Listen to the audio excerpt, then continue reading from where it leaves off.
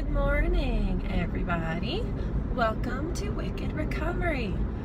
According to the sobriety tracker on my phone, today I have been sober for 9 months. Woo! Insert fireworks here. Basically, I think I could give birth to a little sober baby today. Yay! This is a very joyful day for me. Very thrilling and happy. There's nothing particularly significant about 9 months. Honestly, 7 months was bigger since it was new territory. It was longer than I'd ever managed to keep my sobriety in the past, but still 9 months. 9 months is exciting. So I'm very thankful and happy. A lot of really great things happened this weekend. Personally, great things for me. In terms of connection with people, communication with people I love, and being able to mark at least one pretty big thing off of my bucket list. Last night, after some technical difficulties, I got to talk to one of my heroes, Cory from World Witchery I. His co-host Lane was not able to be on last night's show, and he asked me earlier in the week if I would consider co-hosting. My first immediate thought was, oh crap, no, what? Fear. You would think with doing all these videos that it would be easier, but you know what, maybe it is a little easier than it used to be, but still, I have anxiety when it comes to live events with no editing and with telephone calls, things where I can't see people. I think I've finally made peace with things like Google Hangout. Like, I'm more comfortable with that than I was, much more comfortable than I was the first couple times. But this talking without being able to see people is hard for me,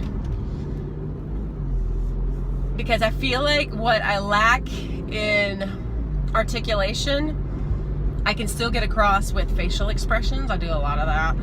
I'm very expressive with my face, and it was weird last night. I loved it, and it ended up great, but I have to say, the first few minutes, I was so uncomfortable and squirming and almost slapping myself because I didn't really think ahead. I didn't plan what I was going to say or anything like that.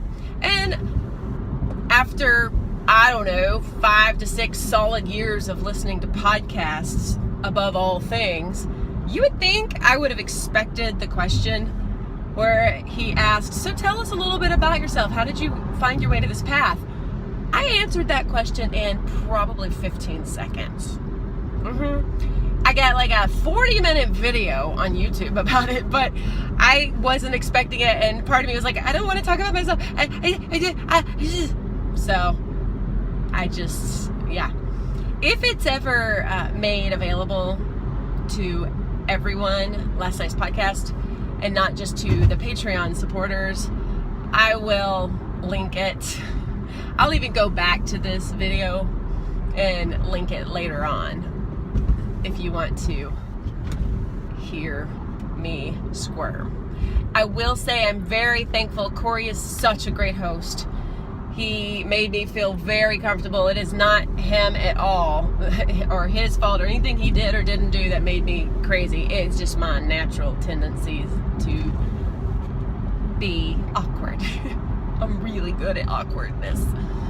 And then when he brought on a third guest, that's when I felt like it opened up and it got more comfortable, because then there were 3 of us. And if I went silent for a moment, it was okay. And that guy was awesome. He has a great laugh, and laughed hard at some of the stuff I said. And usually if you laugh at my jokes, you're good people in my book. So there's no tips today, no recommendations, anything like that. Today is a day of celebration and joy, and just feeling good. So many good things have happened since sobriety, since I committed myself to sobriety. Sometimes I look at all of the joy that has happened in the last 9 months, and the addiction voice will say,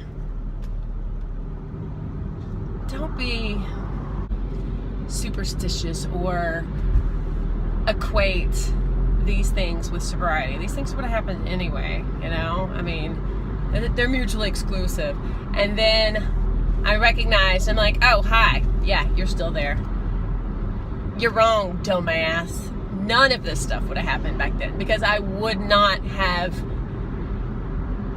been okay with being uncomfortable and with stretching myself and stepping outside my comfort zone. I never, ever stepped outside my comfort zone when I was drinking. I didn't participate much in life. I worked, I drank, I threw some videos out there. There was some joy, but compared to this, yeah. It was a lonely, kind of empty life, and I wouldn't trade it. I wouldn't go back.